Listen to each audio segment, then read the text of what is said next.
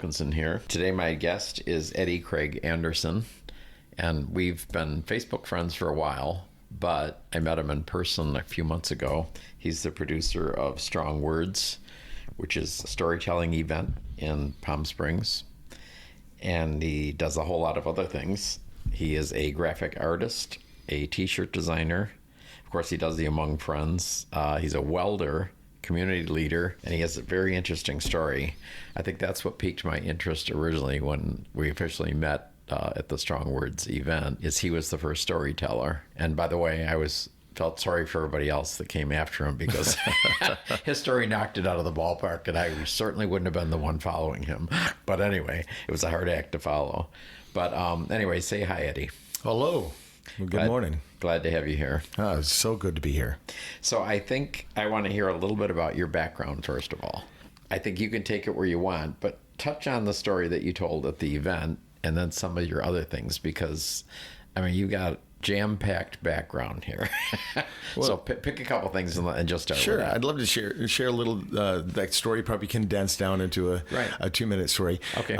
Here in town, Palm Springs, I love to dance, and I go to the tea dance at Oscar's every Sunday afternoon, dance for 4 hours, just absolutely love it. I didn't get to do that when I was a minister and things when I was younger, so I just love to dance. And when I moved to Palm Springs, the first time I went out to the bars, I wore a cape, a red Superman-like cape. And people would be, why are you wearing a cape? And I would usually just say, because I want to. Or, why are you wearing flannel? You know, like, it's because I want to. But there was a story behind it. And after being here 7 years, and we were going to do this Strong Words night, I said, I think I'm ready to tell the story of why I actually wear a cape on Sundays. And it all goes back to when I was very young. I was extremely abused, had just a terrible childhood, to the point where at about 12 years old, I just wanted to end it all. I wanted to end the misery of myself, but I also wanted to take my dad out, because that was the crux of the abuse, was my father. And I don't tell stories about the abuse because they are that bad. But I tell people, if they read the book A Child Called It, you know kind of what I've gone through. And if you haven't read that, don't. It will fuck you up. Don't read it. It's a terrible story. You don't want to hear about anything like that. So at 12 years old, I wanted to just end it all. But at the same time, I skateboarded. I was a very, very large, fat kid, and I skateboarded on this dinky little skateboard. I went up to Hardig's drugstore on JFK in Pennsylvania. I remember it just clearly. I was about 12 years old, and I went in and I saw this comic book, and on the front of the comic book, they had this winged girl on it, and I loved wings. I always wanted to fly. It was just one of those things, fantasy as a kid. And I had to have that comic book, and that comic book was 30 cents. And I grabbed it and I pulled out of my pocket a quarter and a nickel, and I'm like, yay, I can go get it. So I got up to the front desk, and there's a line, and I get up to the lady and I hand her 30 cents, and she says it's 32 cents. And I said, I don't have 2 cents. And she's like, then you can't get the book. And I pointed to that little take a penny, leave a penny little dish, and she says, no, that's not for you. And I was just like, wow, what a bitch, like, how, it's 2 cents, lady. 2 or 3 people behind me, a guy says, I'll give him the 2 cents. And I was like, oh, wow. And she goes, well, bring it up. She was just really a biddy. And he gave me the 2 cents, and I waited outside the store for him to come out. And I said, hey, thank you so much for the 2 cents. He goes, kid, it's 2 pennies. Not a big deal. Enjoy your comic. He didn't know that 2 cents saved my life. And try not to cry. You're making me. But I went home and read that comic book, and in the comic book it talks this legion of superheroes. It was a teenage superheroes, and they talked about how superheroes don't take other people's lives. And I so wanted to have an effect on the world. I so wanted to be a hero and to help anybody. And so I decided, well, I can't do that then.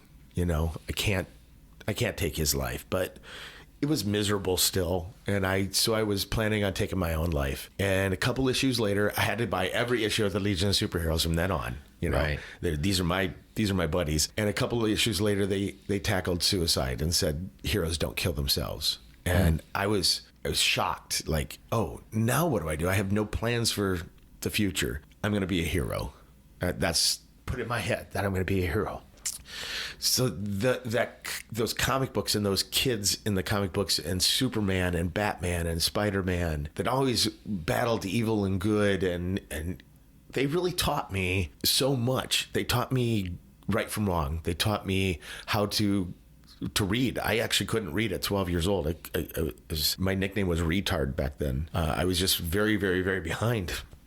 Wow. And I learned how to read so that I could read that comic. Like, I got to read this comic. Comic books and superheroes just have such a place in my heart.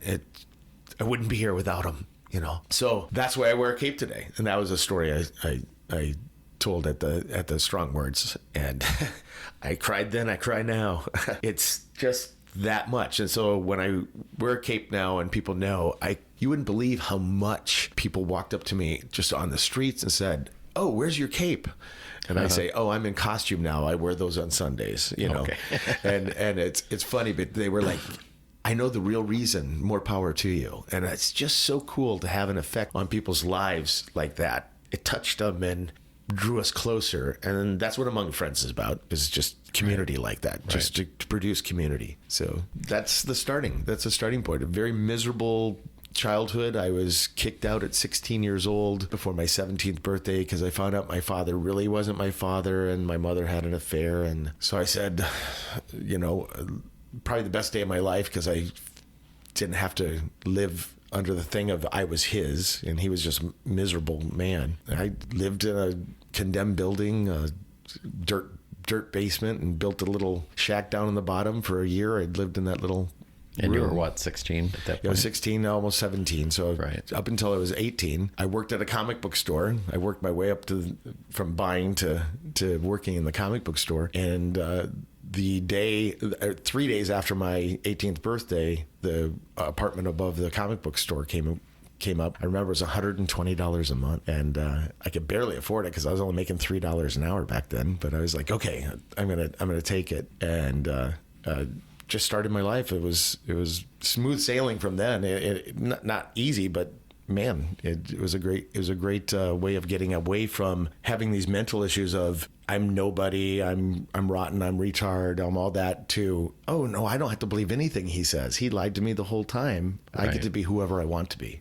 Right. And it started my life from that. So what was the next chapter? I met a bunch of Christian kids. They took me into a church. They loved me. I hadn't felt love like that before. So I decided I was going to be a minister. I was ordained at 19. I bought the building that a bunch of us did, not just me, but a bunch of us bought the building that I was homeless in. We turned it into a homeless shelter and started helping homeless, and they ordained me at 19, and I started working in an Assembly of God church, and moved on to many churches, 22 years of ministry, trying to affect people's lives and be a superhero for Jesus. But right.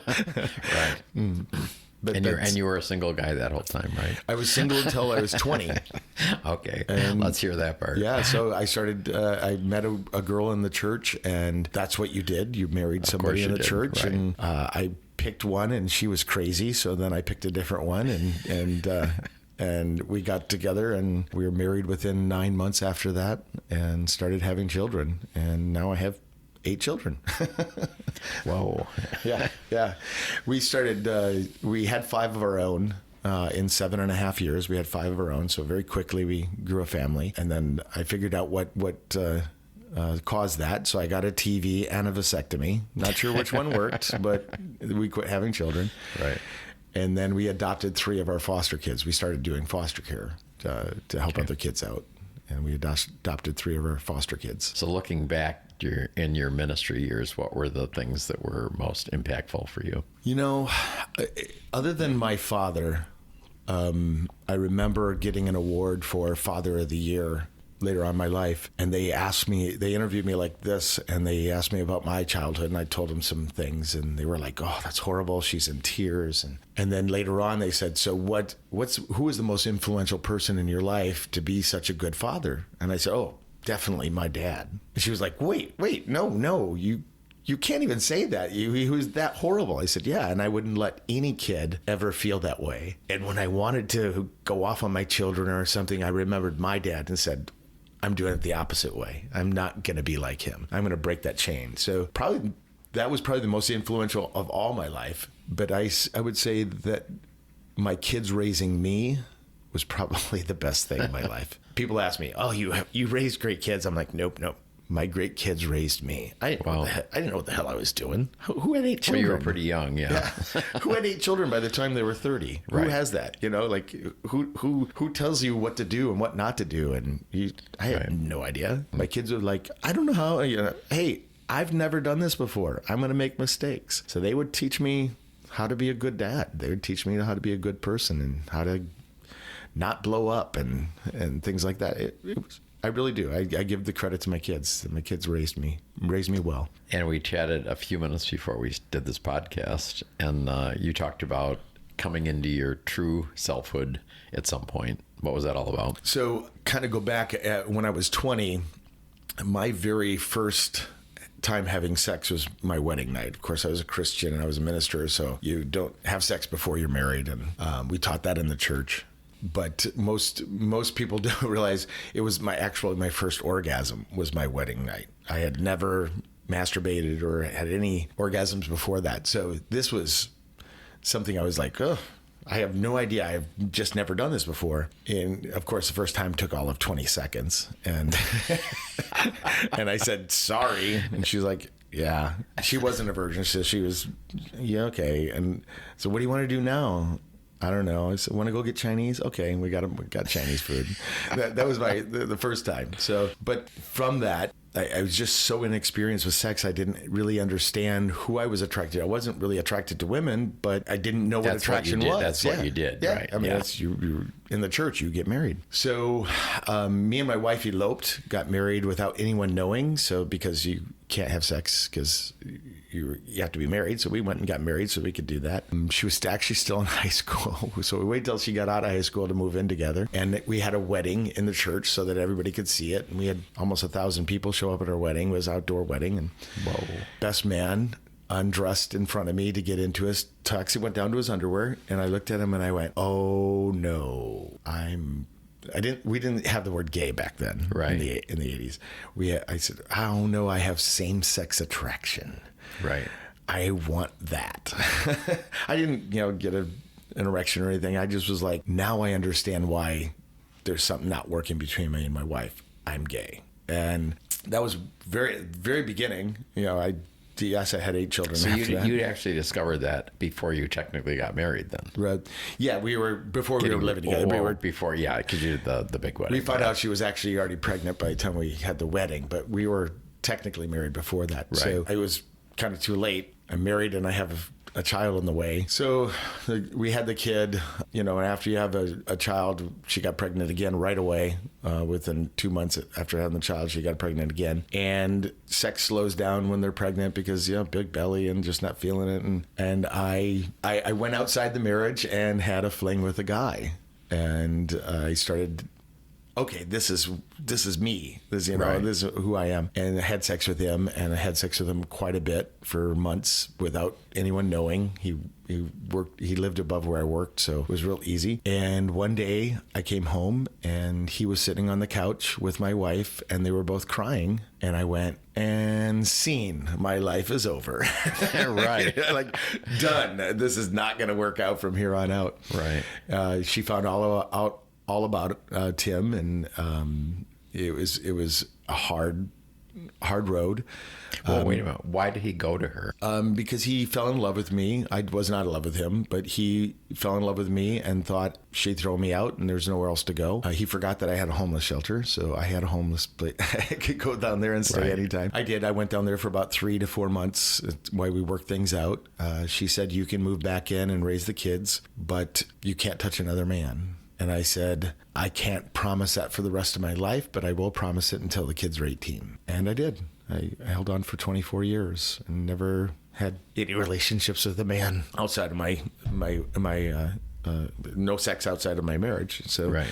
I kept faithful, and we just threw our lives into kids. We didn't have that husband-wife relationship like most people did. I mean, yeah, we had sex, and obviously we have children, but we just kept on going and just throwing our lives. We had 2 homeless shelters, an orphanage in Africa we supported. We took in foster care. We, this big house, and we just threw our lives into everybody else. 24 years later, she met somebody and said, I found this guy. And so I moved him in. We all lived together for about 30 days. We lived together in the same house. Now, I owned a homeless shelter, so we lived above a homeless shelter. Right. And I said, if I'm going to move out, somebody's got to move in. It has to be a guy, because we have men in the house. I said, he was a staff at one of my other houses, my other homeless shelter. So I said, come in, and so he came in and started taking over. And 30 days later, I moved out, and I was free to be me. And so then I told my kids and came out. I actually came out on Facebook. It's kind of funny. You came out on Facebook? Well, I told my kids, and then on Facebook, I put on April 1st, April Fool's Day, I put, I'm gay. And of course, everybody thought you were joking. Jokey, joke. And so on April 2nd, I put, I'm still gay. Wow. And that was my coming out. No one believed me, but I lived in a little Catholic evangelical town in Dubuque, Iowa, and it got around very quickly that I was a minister that came out, so they put it together. I was a pedophile, so they called me a pedophile, which is so untrue. Nothing in me has any desire for that. And it just became the talk of the town. They slit my tires. They picketed my business. I lost everything. Don't want to get into that, but I said, I only know one place that's gay. It's Fort Lauderdale, Florida. So I'm moving there. Got in my car and drove away. My kid was just 17. And I was going to wait a year, but I couldn't get a job. I lost everything. And he said, Dad, you've always taught us, this makes me cry more than anything. You've always taught us to go after our dreams. It's your turn. What do you want to do? And I said, I want to move to Fort Lauderdale where I don't have to worry about being gay. He goes, then that's where you're going to go. And he helped me pack my car up and kissed me goodbye and said, keep in touch. And we're still close today. He's 28 now, and we're still close today. Where is he now? He actually moved down to Florida. Did he really? Yeah. And I had some problems in Florida for the first 4 years and decided that I needed a change, and I moved to Palm Springs. And what year was that? It's December 15th, I remember. Okay. So 7.5 years ago. What have you been doing here? What's happened? When I moved here, I decided, because I had a lot of problems in Fort Lauderdale. When I moved here, I decided that I needed to own my own life, and I needed to make my own life and create my own destiny, not just go with the flow and hope something happens. Rented a place with a friend from Chicago. He also moved here at the same time. We rented a house together for a year. I met my first partner here, moved in with him on the second year, broke up with him 2.5 years later, moved back out, and became single again. But I really owned my own life, and I took the bull by the horns. I created a t-shirt company. I started doing Among Friends, the community group, because there was something missing here. Great community, but we just needed more. So I wanted to create a group and create more community, not just bar life, but community to do something outside of the bars. Right. And so I started that. It'll be 5 years in October. Will be October will be a 5-year anniversary of starting Among Friends. So I just did what I wanted to do and be who I am. And that was probably the most incredible thing about being 22 years of ministry, watching every single word I say, every movement I make. I can't let anybody know I'm gay because that'll ruin my ministry, or I can't say this. I can't say the F word. I can't, even though I say it in my head a lot, I can't do that out loud. Every time you met somebody at the grocery store and they wanted to talk about their kids or whatever, you had to give them time, and you're constantly saying, what's the most impactful thing I can say? So everything I said was controlled by who I was talking to, and getting up and preaching and things like that. And when after 22 years coming out, losing everything, kind of throwing that all away, becoming who I really was, Did you throw it away or did you exchange it for something? Yeah. Throwing it away in the sense that Right. I lost all my friends, I lost my job, I lost everything. Throwing away and saying I'm walking away from the evangelical side of spirituality. Right. I still am very spiritual. I still have a lot of moral standings and spiritual disciplines, but I kind of threw away the whole Jesus thing and said, let me just be me, because they aren't going to let me be me. So I'm going to go be me. And it's incredible after 7 years here in Palm Springs, how many people come up to me and say, like you yourself, that story really impacted me.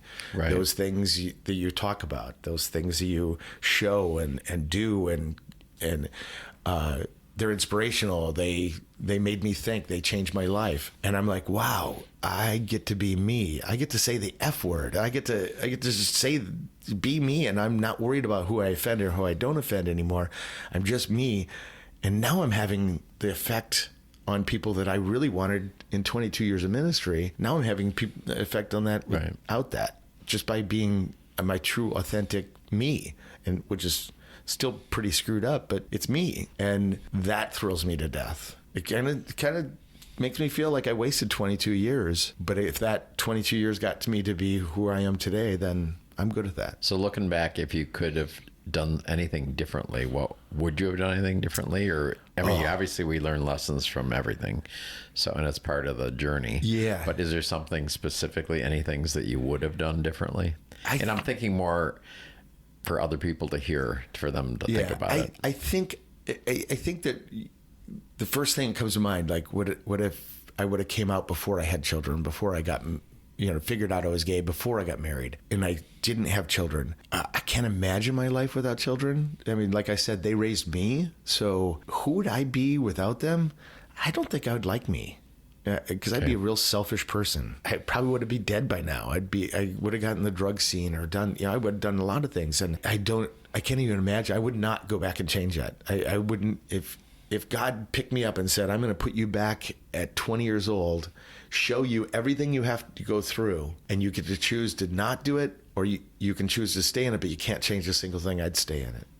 I'd do it again. But probably the biggest thing I would do is I wouldn't have came out in Dubuque, Iowa. I would have moved away first. That'd probably the only thing I'd change. Okay. I would have came out after leaving Dubuque and been financially set up. I'd probably be retired by now. I just would have not lost everything if I would have done that. But it still made me who I am today. But if I picked one thing and said I can change it, that would be. You mentioned you were in business in Dubuque. What was that business? So I had a graphic design company. Okay. I had a eBay drop-off center. I had I owned some restaurants, homeless shelter. Yeah, there was quite a few things I had my hands in. I ran a church too. So it all went down the tube. Yeah, everything. Thanks. I actually had to give my partner one of the businesses, just say, quickly, put this banner up in there, under new ownership, so you don't lose your business, because he was going to lose his business too. And I just packed up and moved away as quickly as I could. One of the things I prided myself back then was I never had a credit card or a loan. I never, ever loaned money. I never borrowed money. But when you come out and you have no credit card, you have nothing to fall back on, and you have no credit. My credit score was like 480 or something because I had no credit. I had to start building that up on my own, because I moved to Fort Lauderdale with $300 in my pocket and just drove there. Like, I'm just going because there's nothing else. I could stay here and whittle this $300 down to nothing and have nothing, or just go somewhere where I can be, and drove down there. I don't know how you started on $300. That's a tough one. Yeah, I could tell stories of how I got down to Fort Lauderdale. That could be a whole podcast. That's another one, huh? Yeah, I took 12 days to get there. Wow. I didn't have a GPS, so I would stop at different looking cities at maps and all that stuff, right? Little maps and apps. Right. Wow. So you're in Palm Springs now. What would you like to see for the gay community in Palm Springs right now? I love Palm Springs. I think it's probably the best place in America to live as a gay man. We have it so easy here. And I really praise the gay men and women, this chokes me up, that paved the way that I can live the life that I have here. Mm-hmm. That means a lot to me, because I know how hard it is, and I knew how hard it was for even cross-dressers in the 70s to pave the way that we can have open gay marriage and open gay relationships and things here in Palm Springs. I don't really want to go back into a non-gay community just because that was 30 or 44 years of my life. Now I want another 44 years of gay community. Just more of that. It's a great community. We're starting to really see people have lives here, not just weekend lives like it used to be 15 years ago. I hear, half the places were empty in the summer. Now everybody stays here for the summer. They're full-time people here. Right. And they're creating relationships and creating community and bonding together and finding out, hey, I like pickleball. Let's go play pickleball or whatever. And I want to see more of that. I want to see more and more non-bar things to do in Palm Springs, events. That's why I started Among Friends. We started doing a little happy hour, and then we started doing movie events and charity events. And I just want to see more and more community. So we both have similar Christian/church backgrounds with a political climate and all of the stuff from so-called church people going on in the country right now. It infuriates me. So what do you think about all that? As living in that church, I can understand how their the way that they raise them in the church and the way that you can't really think in the church. You have to be told how to think, and it's a control issue. But I do understand where they're coming from. Most people are one issue people. They only vote on one issue, which might be abortion. So they vote that. And it doesn't matter how bad the president is. If he's for abortion, I'm voting the person that's against, you know what I mean? I'm running against somebody. It's a climate now, though, that I really think in 40 years we're not going to have this problem. We're going to have a great nation in 40 years, because I watch the kids now that are 14 and 15 that are going to be my age in 40 years. The ones that live in Dubuque, Iowa. My grandson came out to me and, hey, Pop-Up, you're gay? And I'm like, yeah, I'm gay. He goes, yeah, I'm not. And I'm like, oh, okay. That you don't have to be. He's, no, I'm fluid. And I'm like, oh, what's a Midwestern kid? What do you mean by fluid? And he goes, I just love who I love. It doesn't matter if it's a girl or a boy. Now he's 14, living in a very Catholic town that I was basically thrown out. I stopped and said, in 40 years, these people are going to be these kids that grew up in these places that just don't have a problem with homosexuality. They don't have a problem with a lot of this. They're going to be running this country. In 40 years, hopefully. In 40 years, we don't have a lot to worry about.